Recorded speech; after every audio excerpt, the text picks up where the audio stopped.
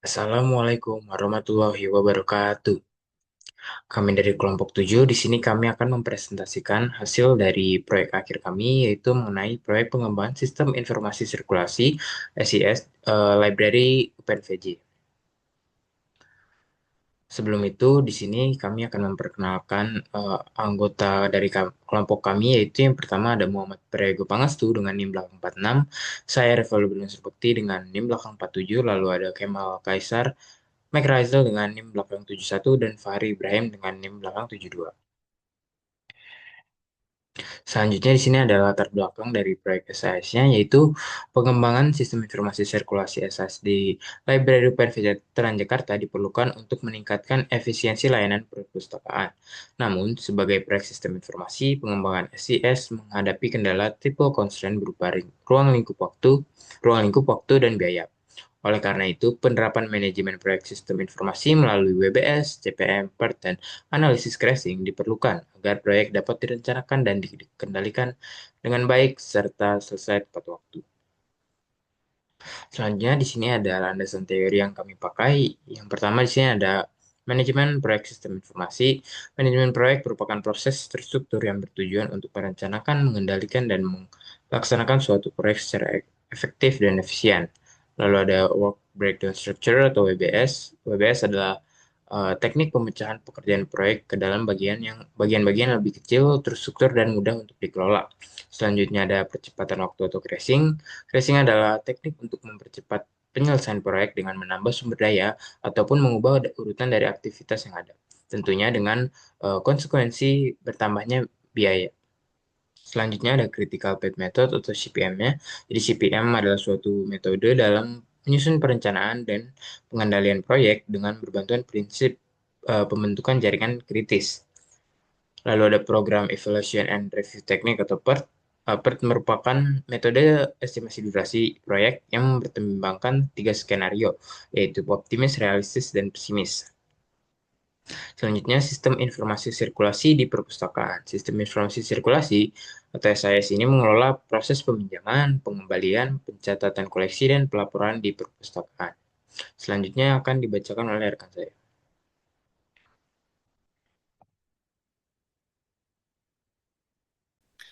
Saya Muhammad Prego Pangestu dengan NIM belakang 46. Di sini saya akan melanjutkan penjelasan pada bagian metode penelitian. Di sini penelitiannya menggunakan pendekatan kuantitatif deskriptif yang bertujuan untuk menganalisis perencanaan dan jadwalan proyek pengembangan sistem informasi sirkulasi atau SIS pada Library UPN Veteran Jakarta.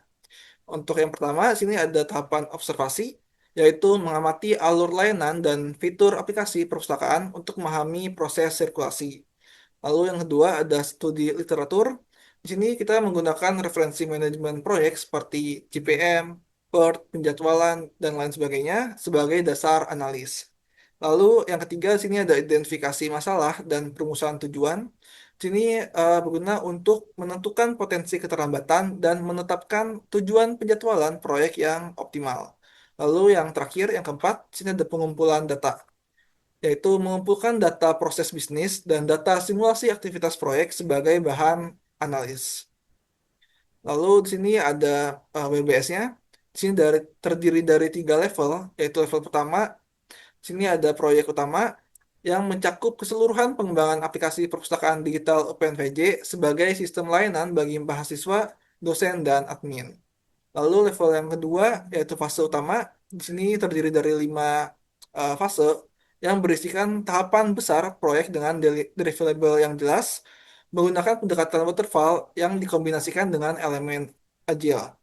Dan yang terakhir ada level 3 yaitu task detail yang memuat aktivitas spesifik pada setiap fase disusun agar terstruktur, terukur, dan memudahkan pemantauan progres proyek. Lalu selanjutnya di sini ada Gantt chart. Di sini Gantt chart berikut disusun berdasarkan dari WBS sebelumnya dan menunjukkan urutan aktivitas, durasi, serta jadwal pelaksanaan proyek. Diagram, dan diagram ini memberikan gambaran lengkap mengenai timeline pekerjaan sistem informasi sirkulasi UPN Veteran Jakarta. Berikut adalah gambar dari Gantt chart-nya. Di sini terdiri dari 18 aktivitas yang dimulai dari 1 Maret dan berakhir pada 1 Mei. Sekian dari saya. Selanjutnya akan dijelaskan oleh teman saya. Oke, saya akan menjelaskan mengenai CPM atau Critical Path Method. Critical Path Method di sini digunakan untuk mengidentifikasi rangkaian aktivitas kritis yang menentukan durasi minimum proyek.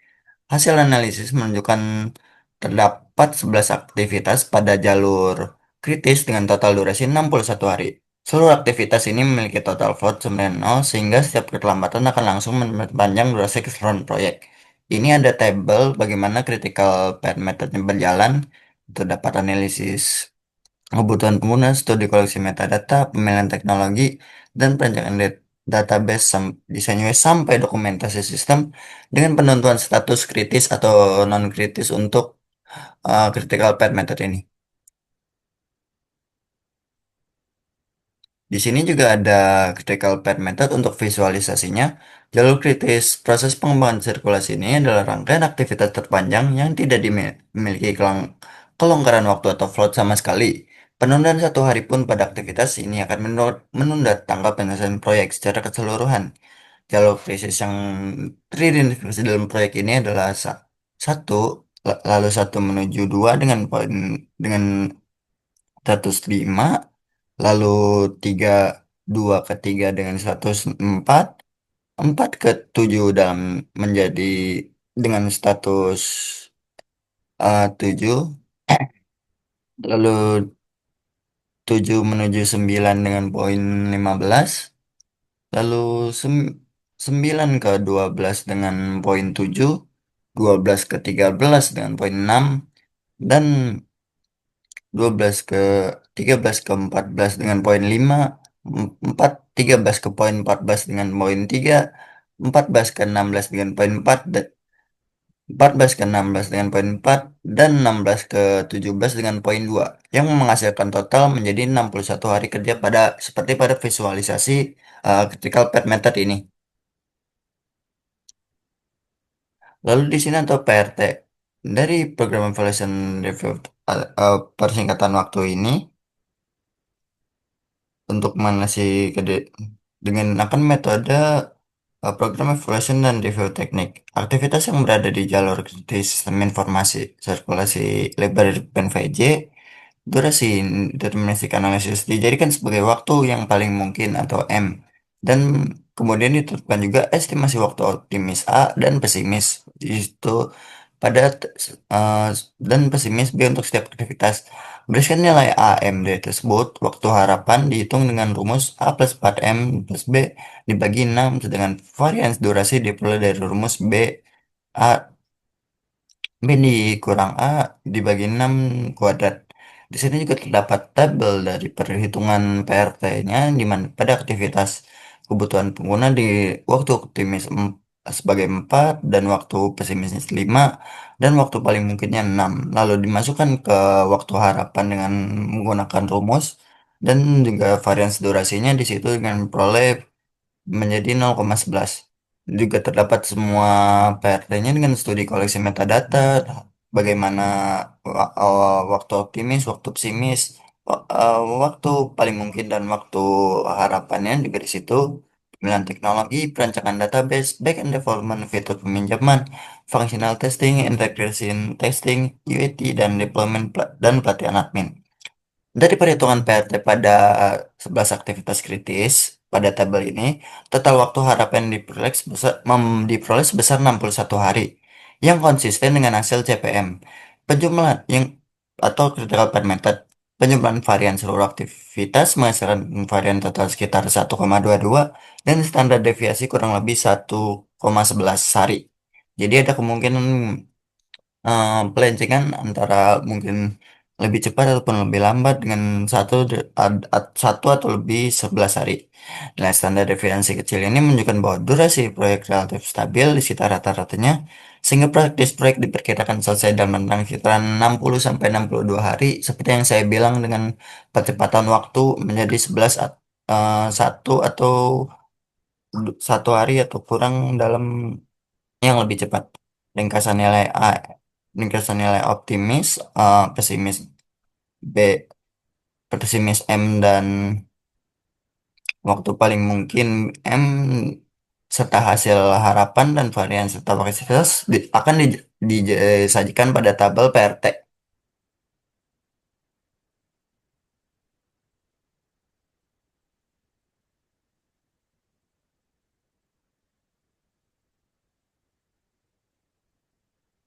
Assalamualaikum warahmatullahi wabarakatuh. Nama saya Kemal Kaisar Rizal dengan NIM belakang 71.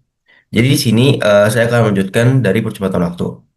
Nah, setelah kita tahu durasi proyek dari CPM dan VRT itu, kita tahu kan durasi proyeknya itu jadi sekitar 61 hari. Nah, saya akan bahas apakah proyek ini masih bisa dipersingkat dengan strategi percepatan waktu atau crashing.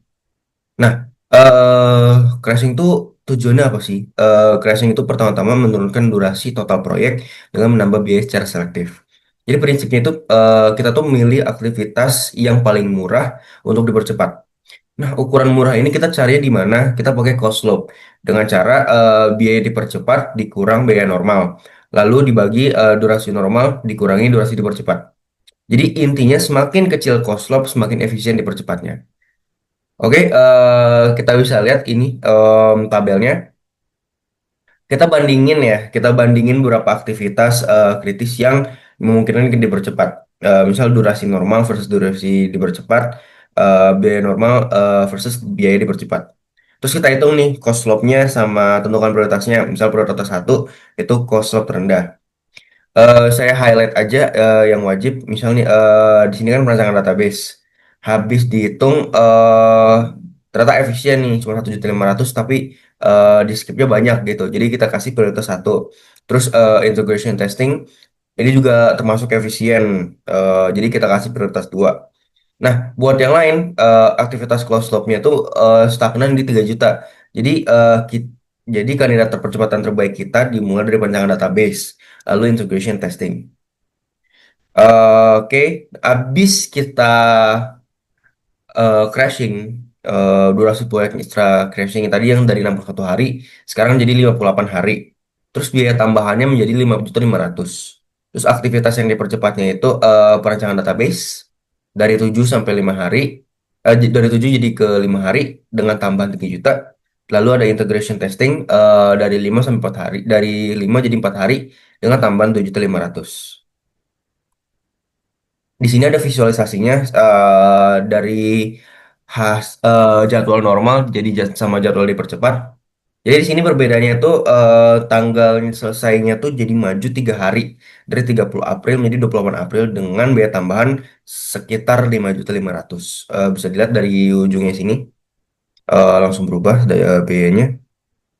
Oke, jadi dari hasil kesimpulan ini hasil analisis menunjukkan bahwa perencanaan proyek melalui Work Breakdown Structure dan Gantt chart mampu menetapkan 18 aktivitas utama secara struktur.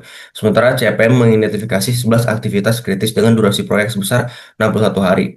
Penerapan PRT menghasilkan estimasi waktu yang stabil pada kisaran 60-62 hari dengan tingkat variasi yang rendah, sehingga mendukung hasil CPM. Soalnya itu analisis percepatan waktu atau crashing menunjukkan bahwa proyek masih bisa dapat dipersingkat menjadi 58 hari dengan tambahan biaya minimal sebesar 5.500.000 melalui percepatan pada aktivitas kritis.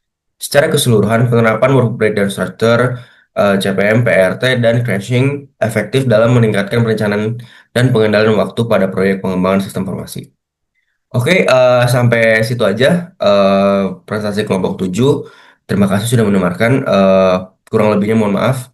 Assalamualaikum warahmatullahi wabarakatuh.